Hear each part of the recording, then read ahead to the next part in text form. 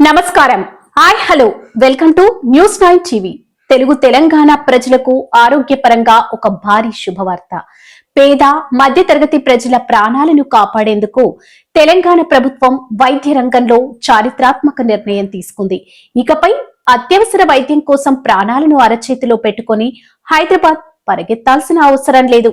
Corporate ఆసుపత్రులకు దీటుగా అంతర్జాతీయ ప్రమాణాలతో జిల్లా కేంద్రంలోని సూపర్ స్పెషాలిటీ వైద్యం అందబోతుంది.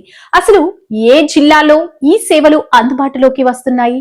ఈ క్రిటికల్ కేర్ బ్లాకుల్లో ఉండే ప్రత్యేకతలేంటి? ప్రైవేట్ దోపిడీకి ప్రభుత్వం ఎలా చెక్ పెట్టబోతుంది? దీనిపై మా స్పెషల్ రిపోర్ట్ ఇప్పుడు చూద్దాం. తెలంగాణ ప్రభుత్వం వైద్య రంగానికి పెద్దపీట వేస్తుంది. రోడ్డు ప్రమాదాలు జరిగినప్పుడు లేదా గుండెపోటు, బ్రెయిన్ స్ట్రోక్ వంటి అత్యవసర సమయాల్లో గోల్డెన్ అవర్ లో చికిత్స అందక ఎంతో మంది ప్రాణాలు కోల్పోతున్నారు. గతంలో జిల్లా స్థాయి ఆసుపత్రిలో సరైన వస్తువులు లేక రోగులను హైదరాబాద్ లోని గాంధీ లేదా ఉస్మానియాకు రిఫర్ చేసేవారు. ఈ ప్రయాణంలోని విలువైన సమయం వృధా అయ్యేది. ఈ సమస్యకు శాశ్వత పరిష్కారం చూపుతూ రాష్ట్ర వ్యాప్తంగా 9 జిల్లాల్లో అత్యాధునిక క్రిటికల్ కేర్ బ్లాక్లు నిర్మాణాన్ని ప్రభుత్వం పూర్తి చేసింది. మొత్తం జిల్లాలు వనపర్తి, కామారెడ్డి, జనగామ, జగిత్యాల, వికారాబాద్, గోదావరికని, ఆసిఫాబాద్, ఆదిలాబాద్, కొత్తగూడెం. పడకల సామర్థ్యం ప్రతి బ్లాక్ లో సుమారు 50 పడకలు. ప్రత్యేక సేవలు: గుండెపోటు, బ్రెయిన్ స్ట్రోక్, గర్భిణీలకు అత్యవసర చికిత్స, కాలపరిమితి మరో 15 రోజుల్లో ప్రజలకు అందుబాటులోకి. ఈ క్రిటికల్ కేర్ యూనిట్లు ఎవరో సాధారణ గదులు కావు. వీటిని అత్యంత ఖరీదైన కార్పొరేట్ ఆసుపత్రుల లెవెల్లో నిర్మించారు. ప్రతి బ్లాక్ లోనూ 10 ఐసీయూ యూనిట్లు, ఆర్హెచ్డియు యూనిట్లు ఉన్నాయి.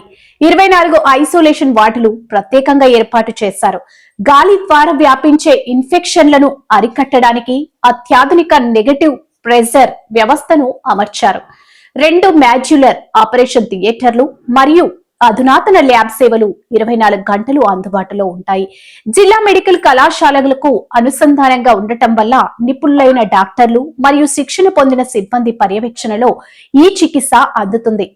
అవును, ప్రైవేట్ ఆసుపత్రుల్లో లక్షలాది రూపాయలు ఖర్చు చేయలేక వైద్యం అందక ఇబ్బంది పడే పేద కుటుంబాలకు ఈ నిర్ణయం ఒక వరం లాంటిది.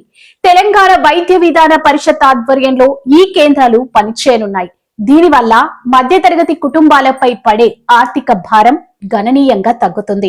మరో 15 రోజుల్లో ఈ 9 జిల్లాల్లో ఈ సేవలు ప్రారంభం కానున్నాయి. సర్కార్ తీసుకున్న ఈ నిర్ణయం తెలంగాణ వైద్య చరిత్రలో ఒక మైలు రాయిగా నిలుస్తుందని చెప్పడంలో అతిశయోక్తి లేదు. వైద్యం కోసం పేదవాడు తన ఆస్తులు అమ్ముకోవాల్సిన అవసరం లేని రోజులు దగ్గరలోనే ఉన్నాయని ఈ ప్రాజెక్ట్ నిరూపిస్తుంది. ధన్యవాదాలు. జై హింద్.